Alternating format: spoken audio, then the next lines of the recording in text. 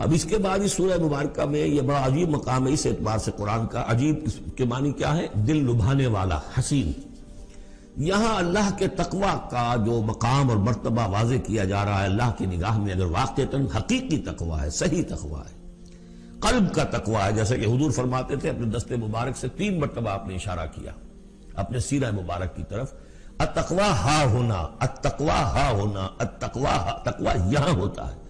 دل میں تقوی ہے تو تقوی ہے، باقی لباس اور وضاقت یہ ساری متقیوں کسی بنا لی اور اندر کا معاملہ نہیں ہے تو یہ بہروپ ہے، یہ تقوی نہیں ہے. لیکن حقیقی تقوی ہو تو پھر اس کا کیا مقام ہے؟ اب دیکھیے پہلی بات آ رہی ہے، وَمَن يَتَّقِ اللَّهَ يَجْعَلْ لَهُ مَخْرَجًا. جو شخص اللہ کا تقوی اختیار کرے گا اللہ اس کے لیے راستہ پیدا کر دے گا. جہاں بالکل نظر نہیں آئے گا کہ کوئی راستہ، اللہ راستہ پیدا کر دے. بالکل نظر نہیں آ رہا تھا موسیٰ کے ساتھیوں کو کہ اب کیسے بچیں گے، پیچھے لشکر آگے، آگے سمندر ہے، اللہ نے راستہ پیدا کیا. خود حضرت ابو بکر کا جو حال ہو گیا تھا کہ حضور اگر انہوں نے ذرا بھی دیکھ لیا، نیچے اپنے قدموں کی طرف بھی نگاہ ڈالی تو ہم نظر آ جائیں گے. آپ نے فرمایا لا تحزن ان اللہ معنا، راستہ نکالتا اللہ. پھر حضور گئے طائف، لیکن وہاں سے خالی ہاتھ آئے. مدینے میں اللہ نے خود ہی کھڑکی کھول دی، 6 آدمی ایمان لے آئے. آپ گئے ہی نہیں اور وہاں انقلاب بھی آ گیا. عظیم. اس اعتبار سے اللہ مخرج پیدا کرتا ہے. تم صحیح طریقے پر چلتے رہو، تقوی اختیار کرو، صحیح راستے پر جد و جہد کرو. یہ کام اللہ پر چھوڑو. کب اسے منظور ہے اس کا کامیاب ہونا؟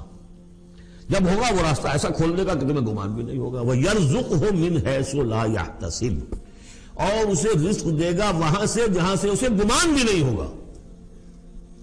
اقامت دین کی جد و جہد ہو، غلبہ دین کی جد و جہد ہو، اپنے آپ کو ان صلاتی و نسکی و محیایا و مماتی اس کا فیصلہ کرنا ہو تو سب سے بڑی رکاوٹ آتی کھائیں گے کیا؟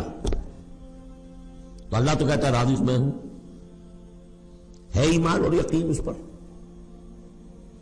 کر کے دیکھو تو صحیح، اس پر اعتماد تو کرو. لیکن یہ کہ اس پر اعتماد کرنا، توکل، بڑی مشکل بات ہے. وہ تو جتنا ایمان ہوگا اتنا ہی اعتماد ہوگا، اور گہرا ایمان ہوگا گہرا اعتماد ہوگا. وَمَن يَتَّقِ اللَّهَ يَجْعَلْ لَهُ مَخْرَجًا وَيَرْزُقْهُ مِنْ حَيْثُ لَا يَحْتَسِبُ وَمَن يَتَوَكَّلْ عَلَى اللَّهِ فَهُوَ حَسْبُهُ. یہ تو ابھی تقوی والے کی بات ہے کہ وہ وہاں سے رزق دے گا جہاں سے اسے ملے گا بھی نہیں، اور جس نے اللہ پر توکل کر لیا تو وہ اس کے لیے بہت کافی ہو جائے گا. توکل کر کے تو دیکھو، حسبہ وہ اس کے لیے کافی ہے. یہاں تک فرمایا ہے حدیث قدسی میں، حدیث میں من کان فی حاجت اخیہ کان اللہ فی حاجتہ. اگر کوئی مسلمان اپنے کسی بھائی کی ضرورت پوری کرنے میں لگ رہا ہے، اپنا وقت صرف کر رہا ہے، اللہ اس کی ضرورت پوری کرنی شروع کر دیتا ہے.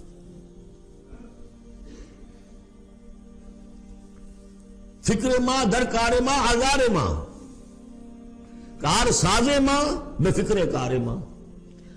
یہ فارسی شاعری کے اندر یہ دینی حقائق ہیں.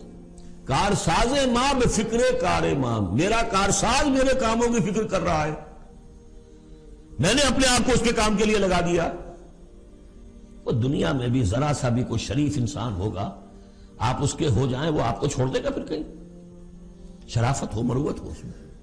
آپ اللہ کے بن کر تو دیکھیے. پھر وہ کارساز ہے. کارساز ماں بے فکر کار ماں، فکر ماں در کار ماں آزار ماں. جب میں اپنے معاملات کی فکر خود کرتا ہوں، کوئی نہ کوئی ٹھوکر کھاتا ہوں، کوئی نہ کوئی غلطی کرتا ہوں، آزار اپنے سر کے اوپر پیدا کر لیتا ہوں. اپنے آپ کو حوالے کرو. اس کا نام ہے تفویض الامر الی اللہ. افوض امری الی اللہ ان اللہ بصیر بالعباد.